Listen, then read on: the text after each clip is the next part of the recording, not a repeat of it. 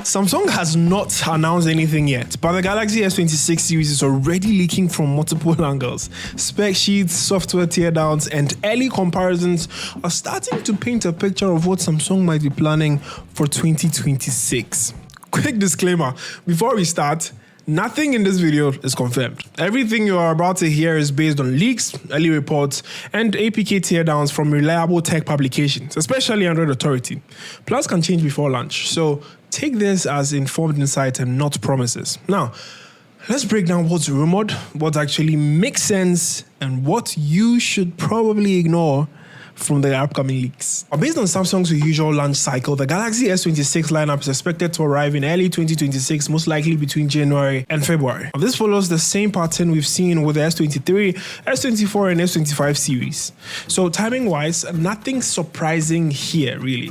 The bigger question is not why the S26 is coming, but how much will they change? And you might be surprised, because one of the most important leaks so far is a side-by-side spec sheet comparison between the Galaxy S26 and the S25 shared by Android Authority. And this leak tells us something very important. Samsung appears to be playing it safe. By safe, I mean very, very safe. Here's what the leak comparison suggests.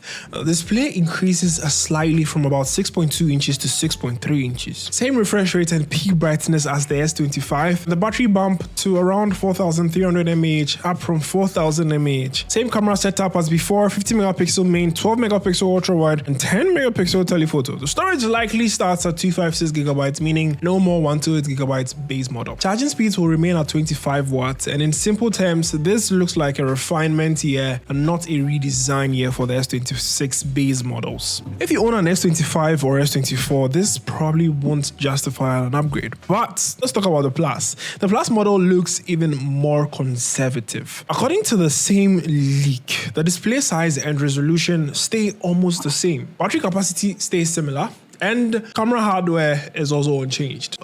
Main improvements though come from the new processor and software. Now this suggests Samsung is once again positioning the Plus as the middle child. Good phone, but not the most exciting. Now, the Ultra. This is where things get finally interesting. The Ultra is clearly getting the most attention in leaks, and that's not accidental. Rumored highlights currently include a 6.9-inch QHD AMOLED display, a newer, more efficient OLED panel, and a slimmer and slightly lighter body. The Snapdragon processor in this particular device is global, and most importantly, faster wired charging up to 60 watts, up from 45 watts. This would be Samsung's biggest charging upgrade on an Ultra phone in so many years. So yes, if there's one model Samsung seems to be prioritizing, it's definitely the S26 Ultra. No, this one. This is the FE. Let's talk about the most interesting part of these leaks. It's definitely not the hardware or the software. Android Authority recently did an APK teardown of Samsung's camera assistant module in One UI 8.5. And boy, hidden inside is the code where new camera controls that don't exist on any Galaxy smartphone.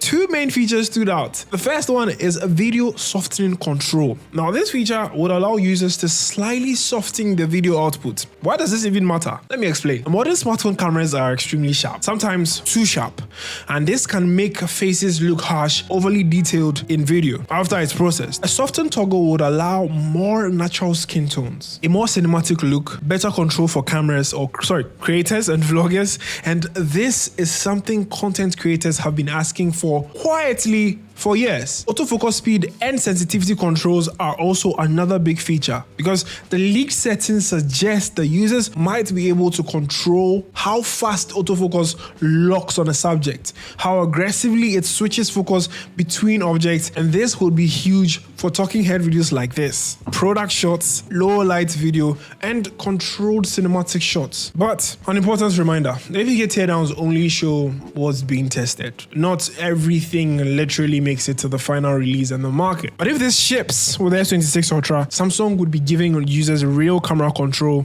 and not just AI tricks. But let's separate reality from noise. What is most likely going to happen in these devices? Incremental upgrades on the base and Plus models, a bigger battery in the base S26, and a faster charging capability on the Ultra. Then there are going to be software-based camera improvements, stronger AI features baked into One UI, Galaxy Air, of course, and less likely ones are a massive redesign, which I don't expect, huge battery jumps, not so obvious. Revolutionary camera hardware changes. Hopefully, Samsung seems focused on polished, not reinvention. So should you wait or buy now when it's released? That's my honest advice. If you're using the Galaxy S22 or older, the waiting actually makes sense. If you're on the S24 or S25, then the S26 base model probably won't feel like a massive upgrade. But if you care about a faster charging capability, better video control, a more redefined Ultra experience, then the Galaxy S26 Ultra might be worth waiting for. And oh yes, that's autofocus thing. Nothing is confirmed yet though, but based on the leaks so far, Samsung is clearly putting in the best effort into the Ultra this cycle. So that's what I know so far about the Galaxy S26 series, and this is not hype. Again, nothing is confirmed, so not speculation, just early information,